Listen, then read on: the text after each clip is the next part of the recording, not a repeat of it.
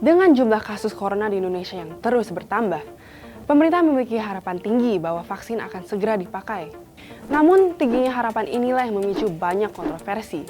Pertama, ada kontroversi waktu. Awalnya, pemerintah sempat minta vaksin akan jadi akhir tahun ini. Namun, sekarang kabarnya pemerintah berharap vaksin akan mendapat izin penggunaan darurat mulai kuartal 1 tahun depan. Lalu ada juga kontroversi kemanjuran. Apakah sebuah vaksin yang dikembangkan di bawah 1 tahun bisa terjamin efektif, walau pengembangan vaksin normalnya memakan waktu 10 tahun? Semua kontroversi ini memicu keraguan publik. Inilah yang gue temukan abis gue bikin polling di Twitter awal pekan ini. Ternyata opini masyarakat tentang berbagai macam isu vaksin masih terpecah.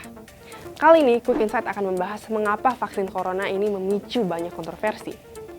Hal pertama yang membuat vaksin sangat kontroversi adalah masalah waktu pembuatan. Pada pertengahan bulan Juli, Presiden Jokowi sempat meminta tim riset Fakultas Kedokteran Universitas Padjadjaran agar uji klinis vaksin bisa diselesaikan dalam 3 bulan.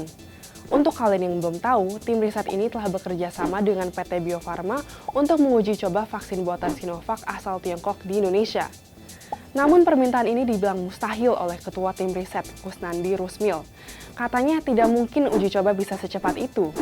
Menurut laporan koran New York Times, vaksin normalnya memakan waktu 10 tahun atau lebih untuk dikembangkan. Dan seharusnya melalui fase 3 uji coba sebelum bisa dapat izin penggunaan darurat. Dalam fase pertama, vaksin diberikan kepada sejumlah kecil orang. Tujuannya adalah menguji keamanan vaksin dan memastikan bahwa vaksin memang bisa merangsang sistem kekebalan tubuh. Fase kedua melibatkan ratusan orang yang dibagi menjadi beberapa kelompok, seperti anak-anak dan orang tua, untuk melihat apakah efeknya berbeda. Kemudian fase 3 melibatkan ribuan orang dan memantau berapa banyak relawan yang terinfeksi dibandingkan dengan relawan yang hanya menerima placebo. Fase ketiga ini yang akhirnya menentukan apakah vaksin betul-betul melindungi dari virus dan juga mengukur jika ada efek samping yang timbul. Akhir Oktober lalu, tiba-tiba Presiden meminta agar pembuatan vaksin malah jangan tergesa-gesa. Sepertinya ada kesadaran baru di pemerintahan yang timbul. Mungkin karena munculnya permintaan serius dari para ahli, seperti pengurus besar Ikatan Dokter Indonesia yang memohon pengujian dilakukan secara tuntas. Karenanya yang saat itu ditakutkan para ahli adalah pemerintah akan mengikuti negara-negara seperti Tiongkok, Rusia, atau Uni Emirat Arab yang mengeluarkan izin penggunaan sebelum uji cobanya selesai. Intinya, pemerintah bertekad vaksin di Indonesia akan menuntaskan uji cobanya dulu. Karenanya, pihak Badan Pengawas Obat dan Makanan atau Badan POM serta PT Bio Farma sudah mengkonfirmasi bahwa laporan uji fase 3 akan diberikan kepada Badan POM pada awal Januari 2021. Lalu PT Bio Farma memperkirakan vaksin akan bisa dipakai bulan Februari atau Maret. Jadi atau tidaknya pas bulan Maret, cukup untuk kita tahu bahwa uji cobanya dipastikan tidak akan tergesa-gesa. Lalu dari masalah kontroversi waktu pembuatan, tentunya timbul kontroversi soal kemanjuran. Seperti yang baru gue bilang, semua kandidat vaksin masih belum lolos uji coba fase ketiga. Dan bukan hanya yang di Indonesia, tapi vaksin di seluruh dunia.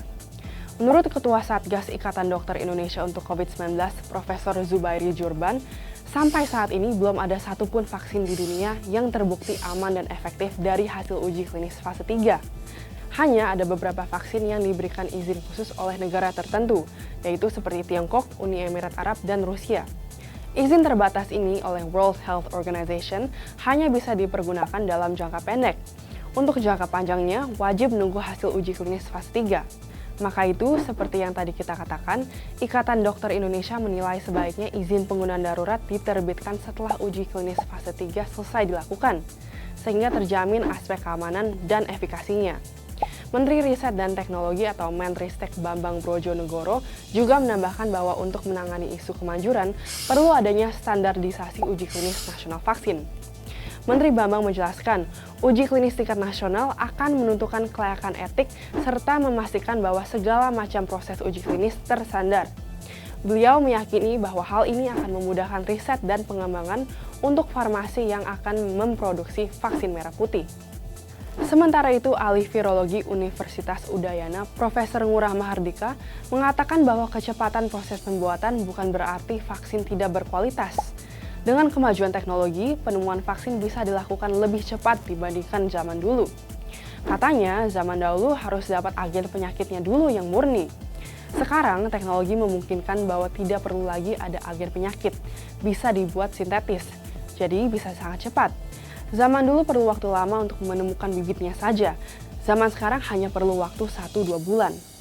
Terlepas dari semua pro dan kontra, yang kita bisa pegang adalah pemerintah sudah berjanji melakukan pelaksanaan vaksin seperti yang direkomendasi oleh World Health Organization, yaitu menunggu hasil uji klinis fase 3 dan menunggu persetujuan dari Badan POM.